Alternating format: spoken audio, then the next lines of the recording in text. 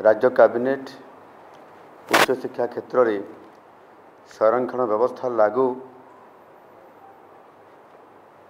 करी विशेष करिकी एक बड़ ऐतिहासिक निष्पत्ति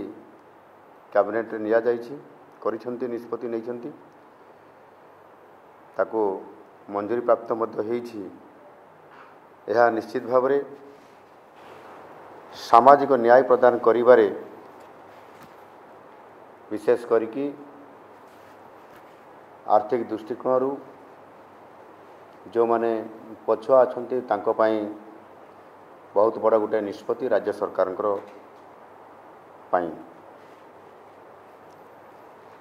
विशेष करिकी यही निष्पत्ति अनुजाई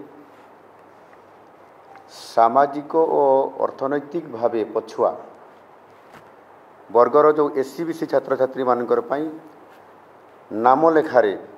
स्टडी करिया पई नाम लेखारे 11.25% आसन संरक्षण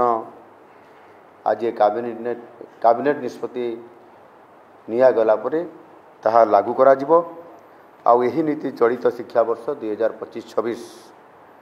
रु राज्यर सरकारी विश्वविद्यालय सरकारी और अनुदान प्राप्त उच्च शिक्षानुष्ठान मानकरे यह प्रचलन करा जिवो एवं यही संरक्षण व्यवस्था उच्च शिक्षा विभाग अधीन रे थिबा स्नातक स्नातकोत्तर शिक्षक शिक्षा टीचर्स ट्रेनिंग और आईन पाठ्यक्रम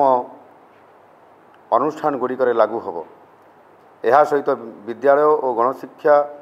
विभाग उच्च माध्यमिक +2 जोटा एवं शिक्षक शिक्षा और वृत्तिमूलक पाठ्यक्रम थिबा अनुष्ठान गुड़िक यह लागू करा जिवो। यह व्यतीत ओडिया भाषा साहित्य और संस्कृति विभाग अधीन रे प्रदर्शन कला स्नातक पाठ्यक्रम एवं क्रीड़ा और युवसेवा विभाग बैचलर ऑफ फिजिकल एजुकेशन और मास्टर ऑफ फिजिकल एजुकेशन पाठ्यक्रम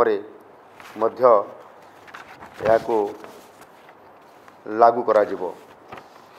यह सहित अनुष्ठान मानकर अनुसूचित जनजाति वर्गर छात्र छात्री मान लगी 22.5%, अनुसूचित जाति वर्गर छात्र छात्री मान लगी 16.25%, दिव्यांग छात्र छात्री मान लगी 5% और पूर्वतन सेनानी परिवार सदस्यों लगी 1% आसन संरक्षण समान भावे आगु जहाँ थिला ताकू बलवत्तर से रखा जाइछि।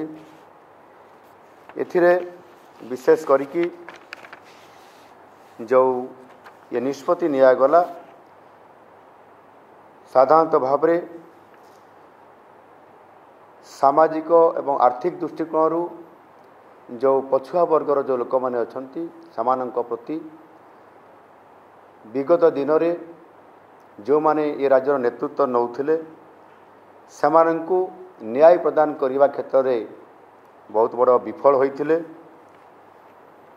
पछुआ वर्गंकर संवैधानिक अधिकार एथिरे विशेष करी हनन होइतिला। केवल राजनैतिक एक अभिसंधिमूलक भाव सेमानंकु विभिन्न समय रे प्रस्ताव मान दिया जाइथिला किंतु वास्तवता ताहा सेतिरे बहुत दूर रे थिला। आज यही निष्पत्ति जो समाजर पछुआ वर्गं को ताको संवैधानिक अधिकार आज आम सरकार नुआ सरकार आज तांको प्रदान करिसेंती एवं निश्चित भाव में कहुब आज जितेबाला केंद्र सरकार जातिभित्तिक जनगणना करी सामाजिक अंतर्भुक्तिकरण को जितेबाला गुरुत्व प्रदान करिसेंती ओडिशा राज्य मध्य आज यही व्यवस्था रे गोटे पाद आगू जाइछंती एवं पछुआ वर्गं को स्वतंत्रता देइछंती जहाँकि भारतर यशस्वी प्रधानमंत्री नरेंद्र मोदी जींकर सबका साथ सबका विकास सबका विश्वास सबका प्रयास ये आधार रे आज समस्त को समान दृष्टि न्याय प्रदान करने निरंतर भाव में काम कर आज आम सरकार आज प्रमाणित कर। जदि आपंक आम भिडी भल लगा तेब आम चैनल को लाइक शेयर और सब्सक्राइब करने को जमा भी भूलु नहीं।